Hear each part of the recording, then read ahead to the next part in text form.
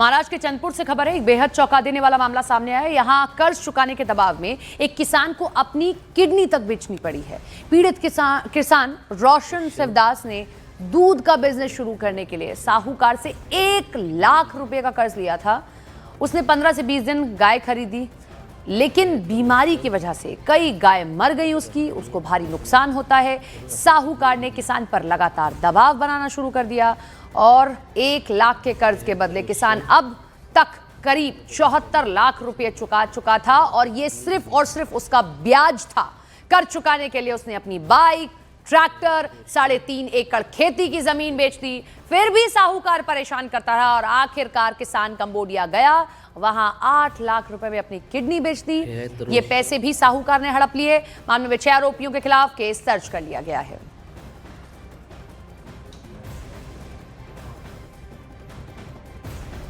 जे तुम्ही सांगितल्याप्रमाणे आहे ना, कंप्लेनेंट रोशन कुले नाव व्यक्ती आमच्याकडे तक्रार घेऊन आला की आम्ही पैसे व्याजमध्ये घेतला होता आणि नंतर जे जास्त व्याज लावण्यामुळे आम्ही आमच्या किडनी विकलून आता आमच्या परिस्थिती चांगला नाही आहे, आम्हाला पैसे द्यावी म्हणून आमच्याकडे पुरावा भेटल्यानंतर आम्ही लगेच त्यांच्यावर आता गुन्हा दाखल करण्याची प्रक्रिया सुरू केलेली आहे।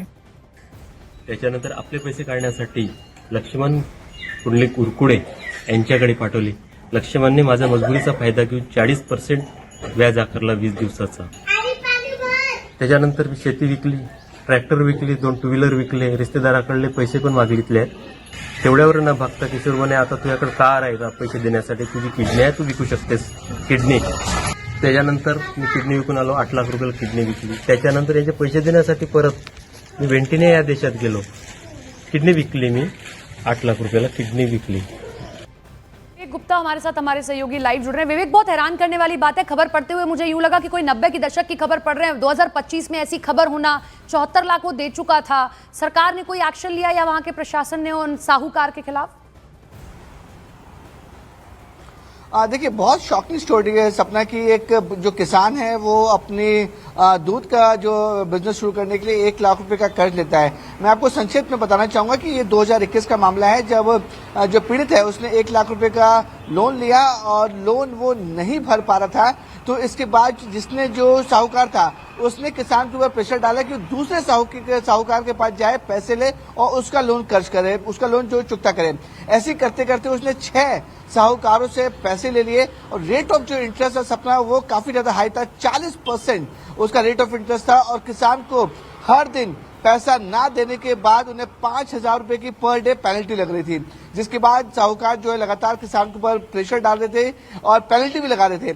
मामला इस हद तक बढ़ा कि किसान ने इन साहूकारों को पैसा और जो पेनल्टी थी और जो लोन था उसे चुकता करने के लिए अपने 4 एकड़ की जमीन जो है लाखों में बेच दी, अपना ट्रैक्टर बेच दिया, अपने घर के जो जेवरात है वो बेच दिए, अपने घर तक को बेच दिया। ऐसे करते करते उसने तकरीबन, जो किसान दावा कर रहा है कि 74 लाख रुपए उन्होंने 6 किसानों को दिए हैं। उसके बावजूद भी जब साहूकार नहीं माने, उसके ऊपर लगातार प्रेशर बनाते रहे कि उनको बचा हुआ पैसा हर हाल में चाहिए, ब्याज जो है वो हर हाल में चाहिए। उसके बाद जो जानकारी मिल रही है कि एक कर्जा जो साहूकार ने उसने किसान को बताया, किसी का कॉन्टेक्ट नंबर दिया और बोला कि अगर तुम ये किडनी बेच दोगे तो उसके जो पैसे आएंगे उससे तुम अपना कर्ज पूरा कर सकते हो।